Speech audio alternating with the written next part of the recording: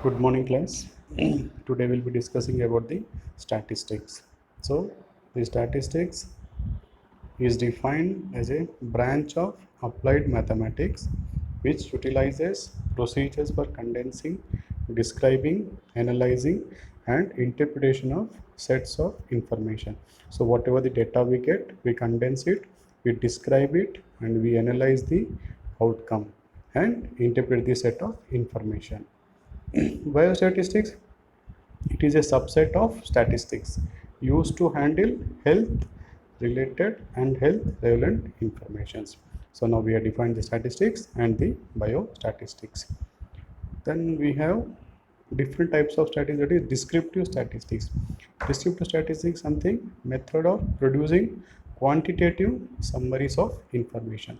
What all the data we get will summarize in the form of quantitative summaries. Then measures of central tendency, measures of dispersion, and the next is inferential statistics. Inferential statistics is method of making generalization about a larger group based on information about a subset, that is a sample. What are the data we collect in the sample, selected samples of that particular group. So population and samples, before we can determine what a statistical test to use, we need to know if our information is representing a population or it is representing a sample. So we take the samples from the population so that it represents the whole set of the group or whole set of the population under the study.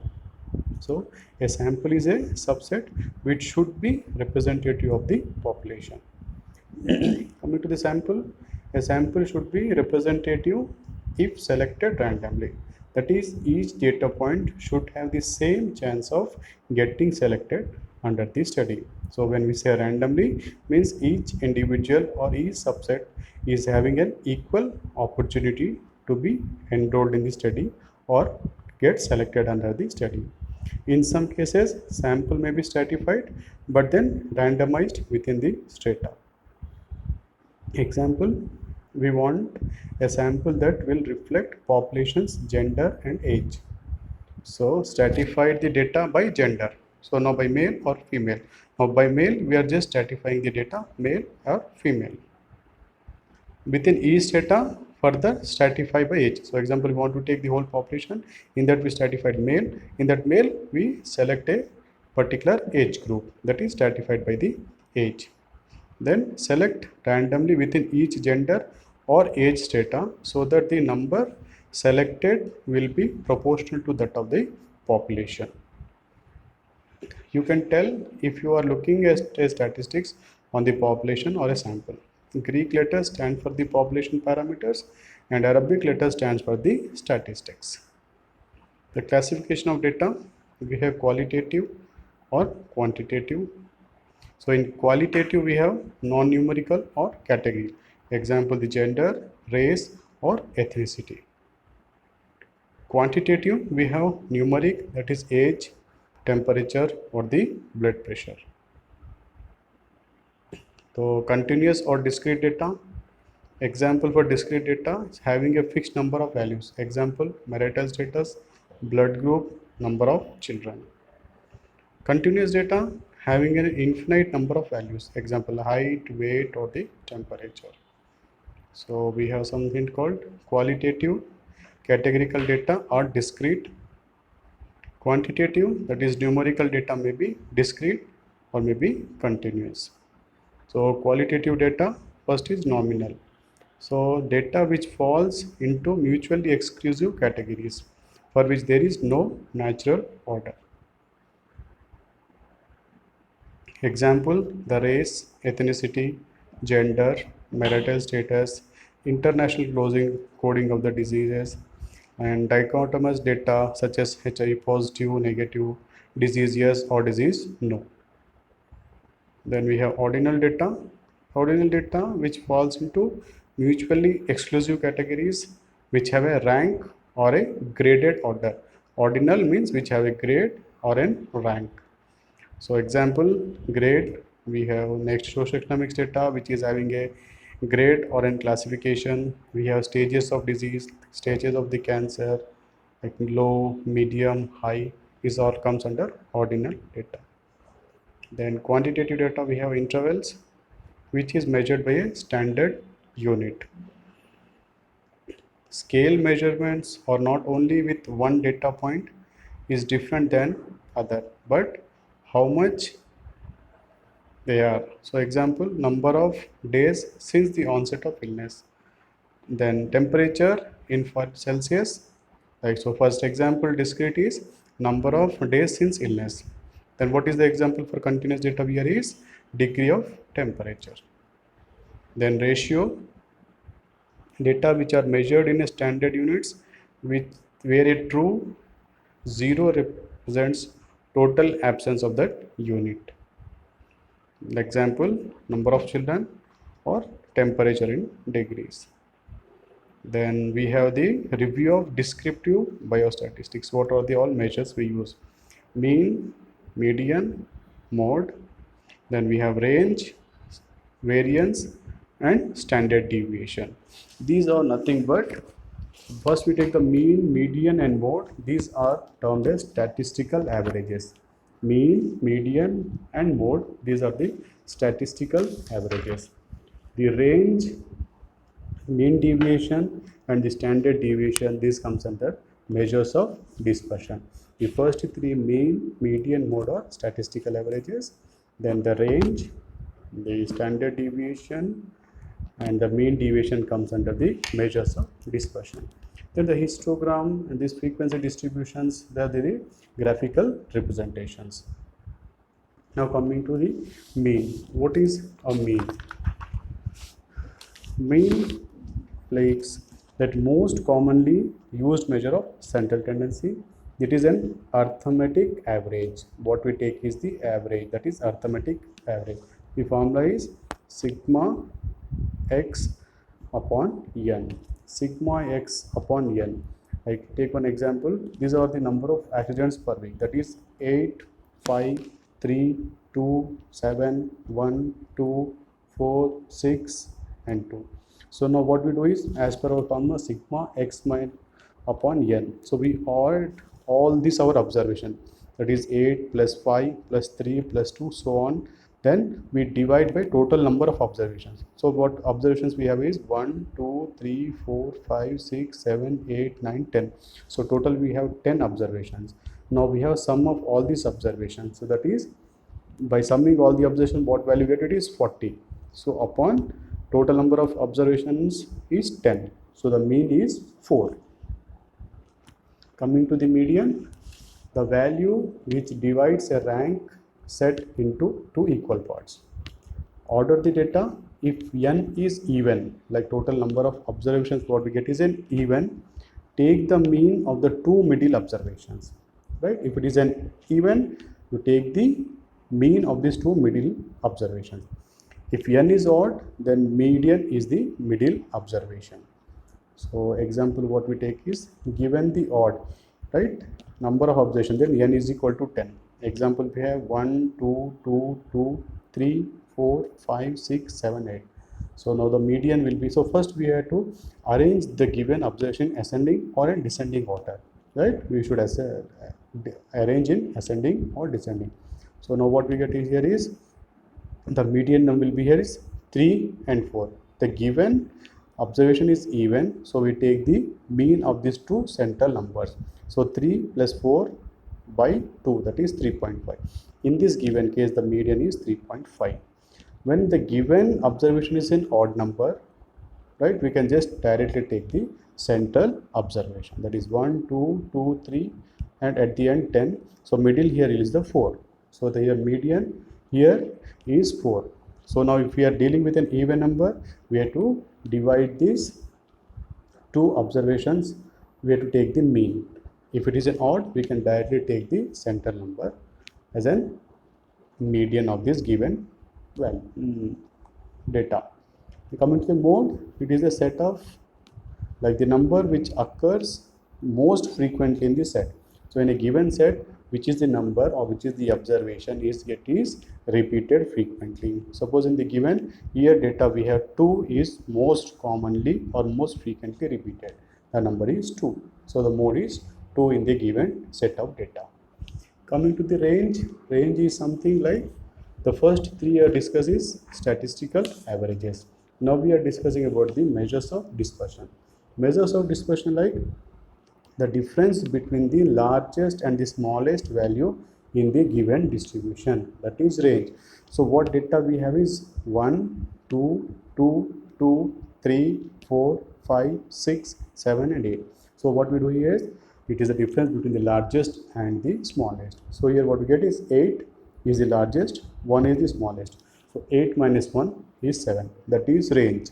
So this is the first of the measures of dispersion. Coming to the variance and standard deviation, like measures of dispersion or scattered values or about the mean. If the numbers are nearer to the mean, the variance is small. If the numbers are far from the mean, the variance is large. And what is variance here? So we calculate it by sigma x minus x bar upon n minus 1. Like, so what are the values we get here? We just take the sum of things, then we divided it by total number of observations. So just for this, we'll discuss like what is a standard deviation. Standard deviation is nothing but sigma x minus x bar whole square upon n. Right? This will be sigma x minus x bar whole square upon n minus 1. What we do here? The standard deviation is the most frequently used measure of deviation. In simple terms, it is defined as root means square deviation. It is denoted by a word sigma. So sigma or SD is equal to under the root of sigma x minus x bar whole square upon n is total number of observations. So when the sample size is more than 30, or the above basic formula may be used without modifications. Like when we are using it is n minus 1. If the sample size is more than 30, we can directly use as sigma x minus x bar whole square and upon n. If the sample size is less than 30, so the n number of observation we denote it as minus 1. So if the sample size is less than 30, the formula we use is sigma x minus x bar whole square upon n minus 1. So n minus 1 is a standard deviation. So we discussed the how to do this standard deviation. So the first step involved in calculating the standard deviation is, first of all, take all the deviations of each value from the arithmetic mean, that is x minus x bar. Then square each deviation, that is x minus x bar whole square. Then third step, add up the squared deviation. Then we make it a sigma x minus x bar. The first step was the x minus x bar, that is we are taking all the deviation from the arithmetic mean. Then in the second step, we are squaring what all the data we get from x minus x bar. The third step is we are summing up all the values what we got, that is sigma. Sigma represent the all added value, that is sigma in the brackets x minus x bar. Then it's in whole square. Then divide the result by total number of observations. In case if you have the sample size less than 30, you divide it by n minus 1, that is 30 minus, it will be like n minus 1. If your value or if your observation is more than 30, you can just divide it by n. Then the formula will be sigma x minus x bar whole square upon n. Right? So for the standard deviation example, value what we get is sigma x minus x bar whole square by n minus 1. So if the observations are, we take suppose 10 observations. So it will be like sigma x minus x bar whole square upon n minus 1. Right? This will be the formula for the standard deviation. Now we just go about the symmetric and skew distribution of the data. So in this picture which is representing, first is like it is symmetrical, is normal curve. It is a normal bell-shaped curve. Here, all the mean, median, and mode falls in the same central line. Means mean, median, mode will be in the one line. It is a bell-shaped curve. The extremes will not touch this axis of this graph. So here it is an smooth bell-shaped curve. That is a normal curve. Okay, so this curve will be maybe discussed in the next session. I'll just brief about what is normal curve. So the standard normal curve is a smooth bell-shaped perfectly symmetrical based on infinite large number of observation. So area covered under this bell-shaped curve is 1. Its mean is 0 and the standard deviation is 1. The mean, median, mode all coincides. The distance of value x from the mean x bar of all the curve in a unit is a standard deviation. Like the standard deviation is denoted by the word z. The formula will be z is equal to x minus x bar upon sigma. Okay, this is about the normal curve. Then if the mean, median, mode, it is not on the straight, on the single line or in a same line, it is called as a skewed. You can see it is skewed to the left, the mean, median, and mode. In a normal curve, the mean, median, mode, they just in mean, median, and mode all coincides in a first line at the center of this normal curve. Now this is a few symmetric and asymmetric distribution of the data, skewed data. Now coming to the how do we present the data in forms of charts. I'll just discuss about only the frequency diagrams. Yes, so what values we get, the patients and the anxiety score. So patient anxiety we make into a table. Score 1, then frequency is 1. Score 2, number of patient is 1. Score 3, patient's frequency is 2. Score 4, frequency is 5. And score 5, the frequency is 3. Now we have the total 12 frequencies here. So how do we represent? Taking x and y axis. If you're presenting this is an bar chart diagram, we take the x axis and then the y axis. The frequency will be on the y axis and score will be on the x axis. Now other example, accident at a summer camp requiring emergency treatment. The first week the frequency is 1, second week total number of observations 3, third week 1, fourth week 1 observation, 5, 1, 6, 1, 7, 1, 8th week 1.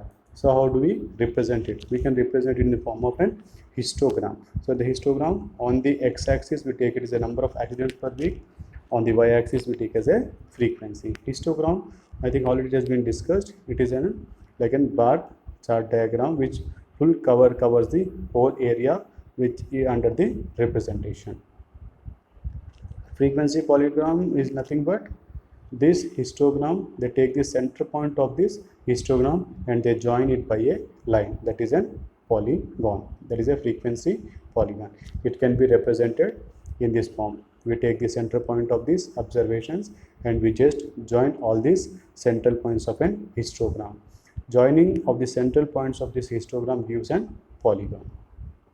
Like now we have descriptive statistics, like used as a first step to look at the health related outcome. Descriptive is just first step to look at the health related outcomes. Examine the total number of cases to identify an increase or there is a change in the pattern of the cases or who gets the sick, what is the age group, what is the sex, what is the demographic profile, and where and when they get sick. So we get who is affected, what time is affected, by what it is affected, and when they are affected. This is an descriptive statistics. So thank you. We'll discuss in the